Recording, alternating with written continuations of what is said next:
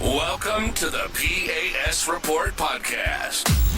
If you're tired of censorship, outraged by government abuses, and thirsty for real insights, then you're in the right place.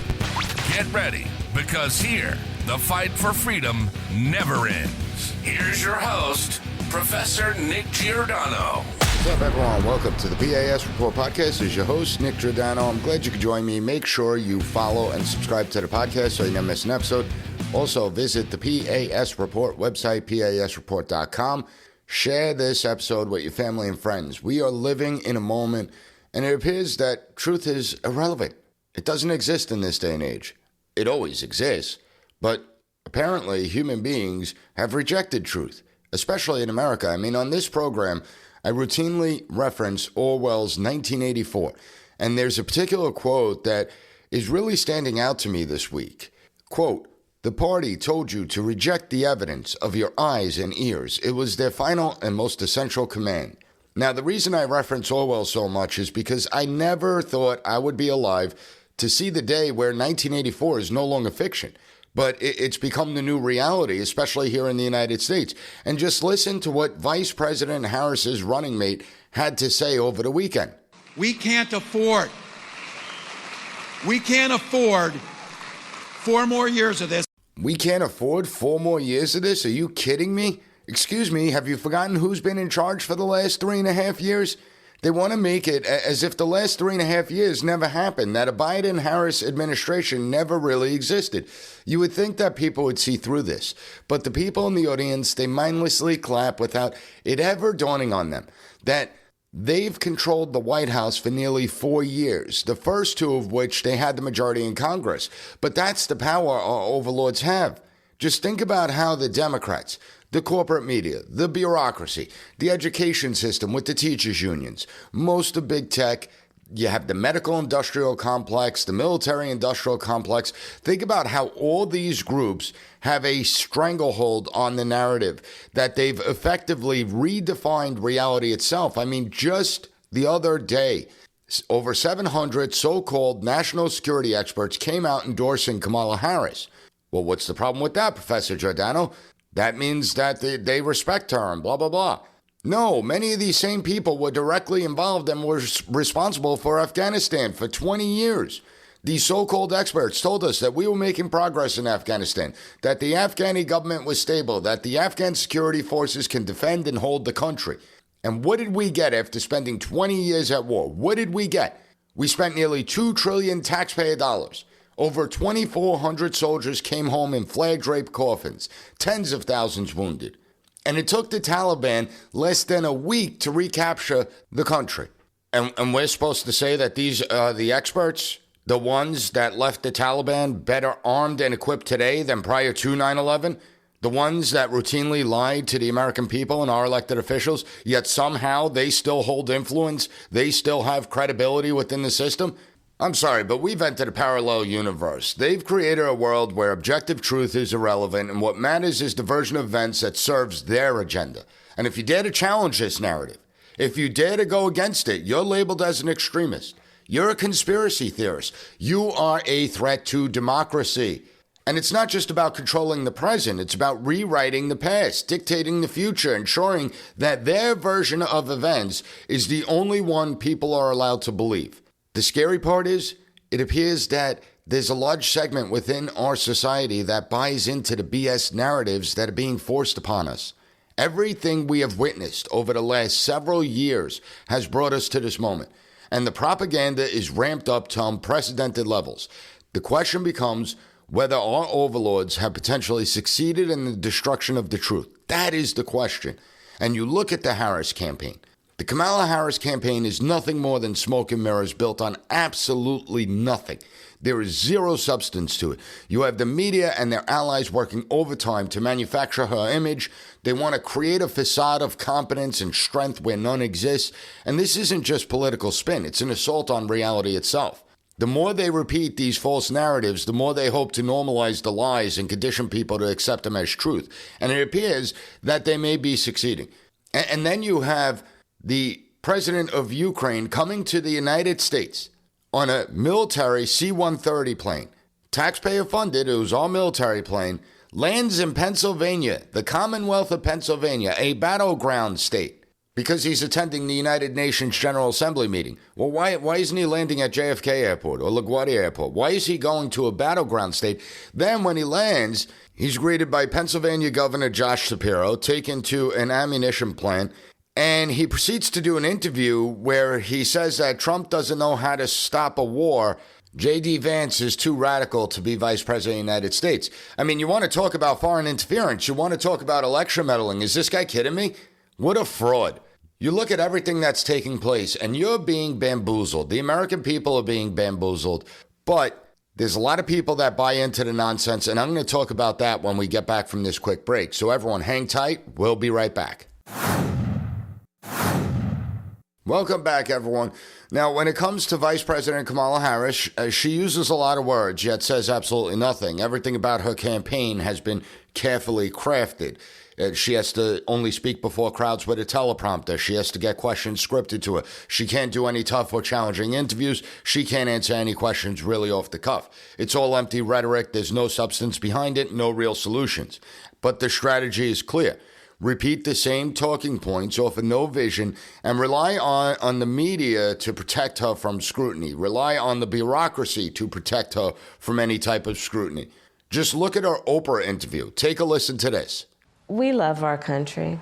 I love our country. I know we all do. That's why everybody's here right now. We love our country. We take pride in the privilege of being American. And this is a moment where we can and must come together as Americans, understanding we have so much more in common than what separates us.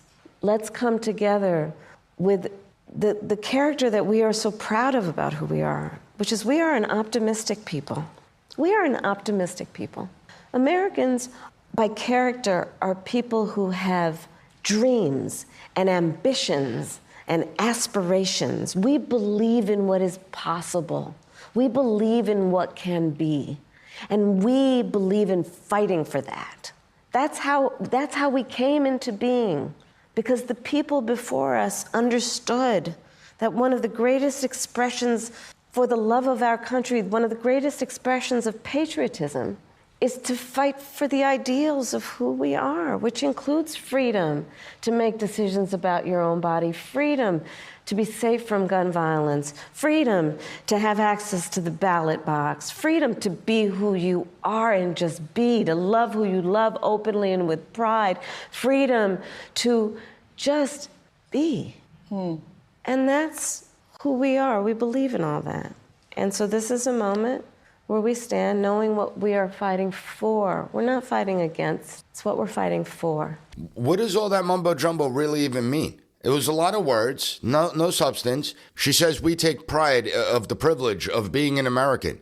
Really? Because if that's the case, then what's the point of citizenship when you allow millions of people to flow across the border without any regard for the rule of law or the security of our nation? What is the value of American citizenship when the administration actively undermines it by refusing to enforce our immigration laws? Even worse, they provide more benefits to those coming into the country illegally who shouldn't be here. Harris talks about American pride, but her actions tell a different story. Her policies tell a different story. Our borders are porous and our sovereignty is diminished under the Biden-Harris administration. And that's reality. That is the objective truth. It doesn't matter if you're a Democrat, doesn't matter if you're a Republican, an independent, libertarian, or any other party. The objective truth is she has diminished our sovereignty by opening the borders and allowing this unending flow into our country. And we, the citizens, are the ones that are bearing the brunt of the consequences to the tune of $465 billion. She talks about coming together. Again, not reality. It's a bunch of fiction. It's not about coming together.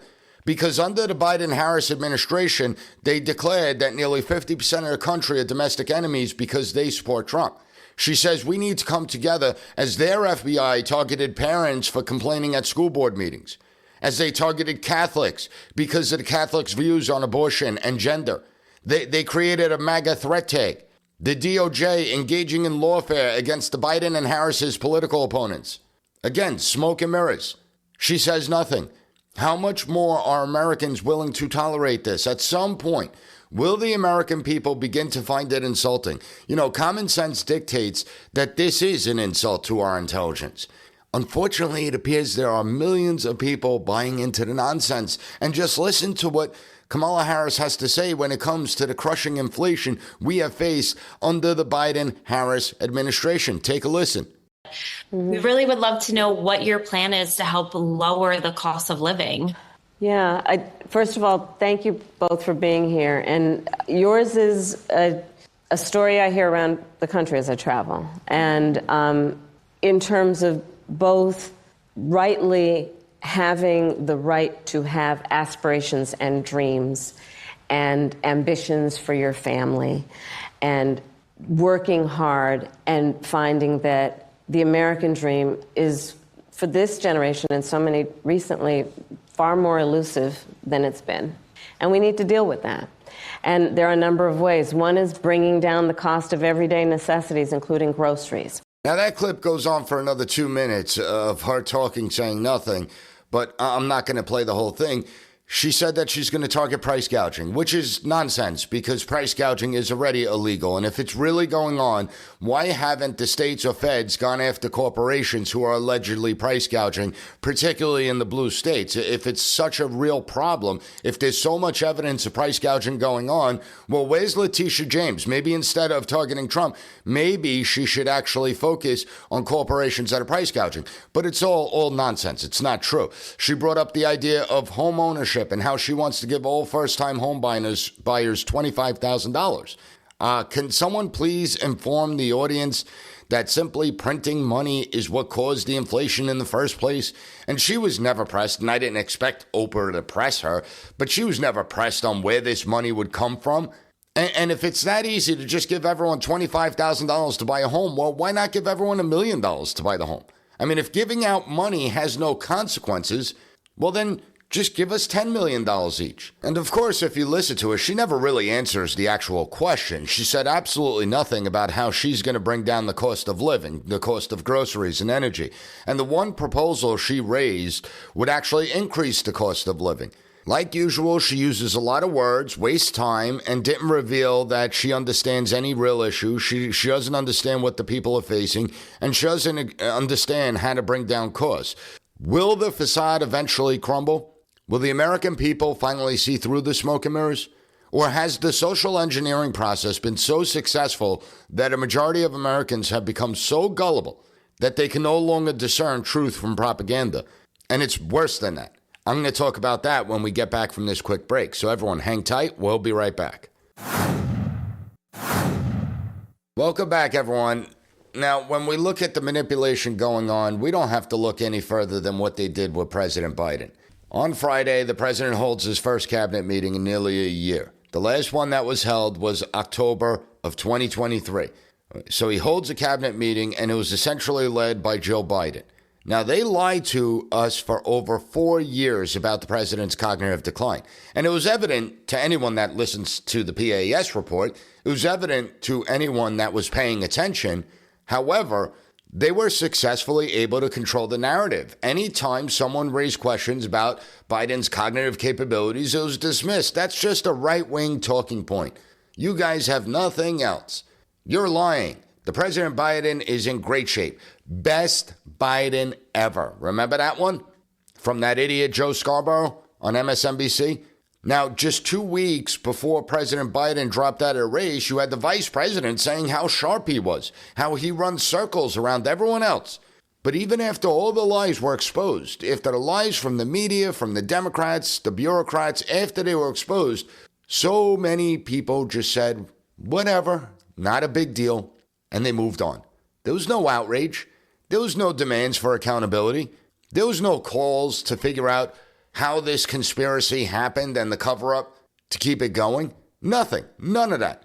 Many just fell in lockstep with the anointing of Kamala Harris. For 3.5 years, you have a vice president that was routinely criticized as being thoroughly incompetent, yet now she is somehow George Washington, Abraham Lincoln, JFK, and Reagan combined. And the media is rewriting the narrative. The same voices that once pointed out her failures and incompetency are now praising her as this strong and capable leader. It's like her past performance doesn't even exist. It's been erased. And the public is expected to forget the tons of gaffes and idiocy that comes from her mouth. These newfound accolades for the vice president, they're not based on merit or achievement. They're based on political expediency. It's all about defeating Trump. And they're willing to do whatever it takes to defeat him.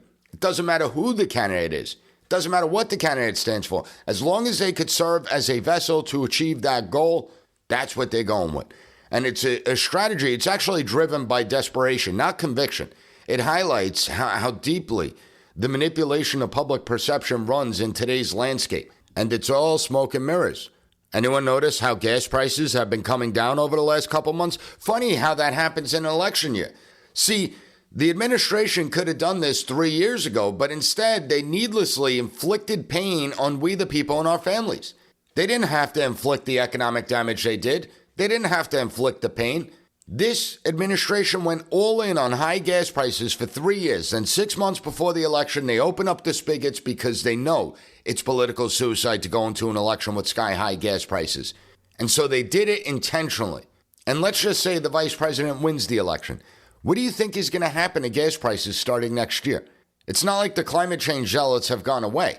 They're simply keeping quiet because they want her to win. But the second she does win, she is going to go right back to the same failed policies of the last 4 years, or she may even take it further, maybe worse.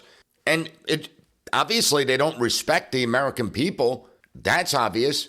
Bidenomics was a disaster for us. Kamalanomics will be worse. And the reason I say worse is because we have no idea who Kamala Harris is. Is she still the far left radical of 2020? Who knows? But don't expect the press to ask her about it. And certainly don't expect the press to expose her for the fraud she is. And she is a fraud. In fact, the press is too busy calling Trump a coward because he refused her request to debate on CNN. What the media doesn't tell their audience is that Kamala Harris camp rejected 2 other debates the Trump team proposed earlier this month. It's so pathetic, but it's working to a certain degree. And for God's sakes, you have a media that won't even press Kamala Harris on the claims that she worked at McDonald's, despite McDonald's having no record of employment for her. And you have Democrats saying, well, it's not a big deal. Is that all you got on the right? Is you're going to question whether or not she worked at McDonald's? It's irrelevant. Well, no, it's not irrelevant. She's pretending to be something she's not. And if she really worked at McDonald's, guess what? The IRS has a whole history of payroll deductions for every single job she's ever had. And if she's willing to lie about working at McDonald's, it shows you how much of a fraud she really is. Trying to act like she's part of the middle class. I grew up in a middle class family. Kamala Harris probably started working at McDonald's the same time she purchased a firearm and became a gun owner. You know, all of a sudden, Kamala Harris is a Second Amendment warrior despite her past positions of mandatory gun buybacks, which amounts to nothing more than gun confiscation. Now, I could spend another 3 hours ripping her apart. The truth is, though, that she can win this election. She can be the next president of the United States. And I am going to talk about that when we get back from this quick break. So everyone, hang tight. We'll be right back. Welcome back, everyone. So the real question in this election isn't who's going to win. Is it going to be Trump or is it going to be Harris? What kind of America do we want to live in? That's not the question. The real question in this election is, have we reached a point where critical thinking has been so eroded that people just accept whatever is fed to them without question, as long as it reinforces their biases and their narratives? That's the real question. Do we have the ability to think critically anymore? The polls are tight and it's anyone's race, and I don't necessarily trust the polls. And what I mean by that is the polls seem to be all over the map, because when you look at certain demographics, Trump is overperforming in a lot of ways, and yet it's still tied. Or Kamala Harris is slightly leading. So again, is that part of the illusion that's been created that she has a chance of victory? And not for nothing. The fact that the polls are even tied, the fact that the race is this close is really astonishing when you have Kamala Harris, who didn't have to go through a grueling primary where things were exposed. She didn't have to fight for the nomination. She has billions upon billions of dollars put behind her. You have a press, a complicit press that is propping her up at any and all costs, that's protecting her, that's not asking the hard questions, that's not demanding any type of interviews. You have the debate moderators taking Kamala Harris's side and acting as an agent for her. I mean, when you look at the totality of what's behind Kamala Harris. The fact that it's tied, Kamala Harris should be embarrassed for herself. However, that doesn't dismiss the fact that there's millions upon millions of people that are still going to go out and pull the lever for her, even though they don't know a damn thing about her. Like, are we really going to pretend that abortion is the only issue that women care about? And I'm sorry, women out there, but if that's your sole issue, that letting states decide the abortion question, that's the number one issue to you, well, we're doomed as a society.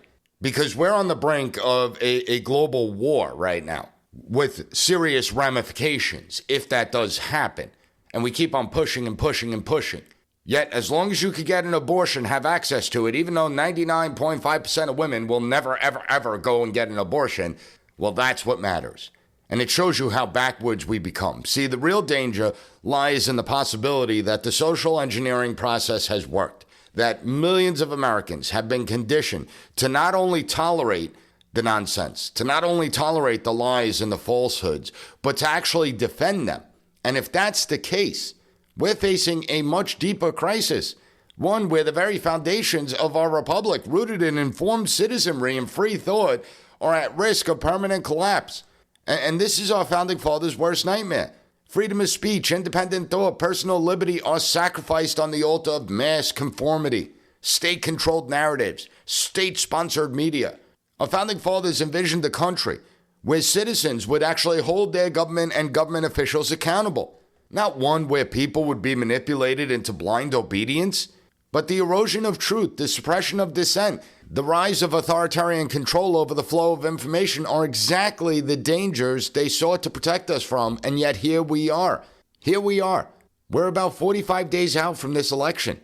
That's it. And it really is going to be interesting to see. Will the smoke and mirrors campaign inevitably collapse? Will she finally be exposed? Will the American people begin to abandon her? And will this turn into an overwhelming victory for the former president? Or are the American people so blinded, so jaded, so conditioned that to them it's all about personality and abortion, that they don't like Trump's personality and abortion is the only issue that matters? And that's the question. That's what we're going to find out in 45 days. But even if the former president wins, that doesn't erase the fact that there's still going to be millions of Americans who will continue to allow the government, the media, big tech, the military-industrial complex, the medical establishment, allow them to continue to manipulate them. An entire group of people, millions of people, who believe and been conditioned to believe that the government is the key to everything, that the government is the answer to everything without any consequence. And we, the people, bear some responsibility in this. I always say, I propose it to my classes, you take two candidates, candidate A and candidate B. Candidate A tells you that they're going to cut every single government program by 15, 20, 30%, that we're all going to have to sacrifice, that it's going to be difficult and challenging times. But in the end, we're going to begin to pay down our debt. We're going to generate surpluses, and we're going to be able to reduce the national debt by at least half. And then you have candidate B that's promising to give you money. Candidate B that promises they want to spend more on education. See, candidate A wants to make your kids dumb. They want to make your kids stupid. They want to keep them illiterate. Well, I want to invest more in your children. Candidate A doesn't care about our safety, our security. He wants to cut the military by 20%. Candidate A doesn't want a strong America. He wants us to be weaker than countries like China and Russia. Candidate A hates veterans. He's looking to cut 20% from the Veterans Affairs budget. And he despises the veterans, people that have sacrificed so much, people that have volunteered to serve in the most dangerous battlefields in the entire world. Some coming back with life-altering injuries. And he doesn't care about them. He wants to take money away from them. See, I want to help you. I want to give you $25,000 for a down payment on a home. I want to give you $50,000 to start a small business. I want to give you tax credits to go to this green energy agenda.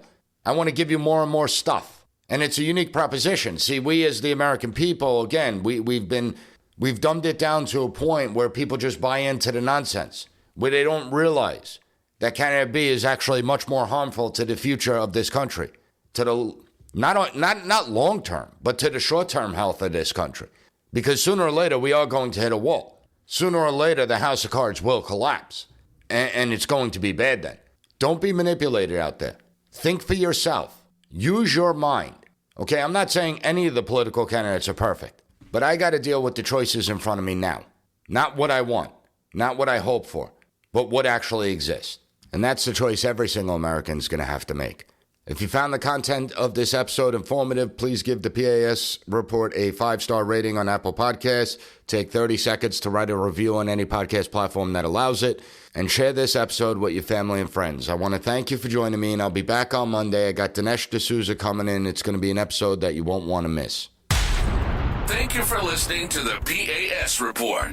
Don't forget to rate, share, and hit that subscribe button. That way you'll never miss an episode. For more exclusive content and updates, visit us at PASreport.com and follow Professor Giordano on all social media platforms at P.A.S. Report.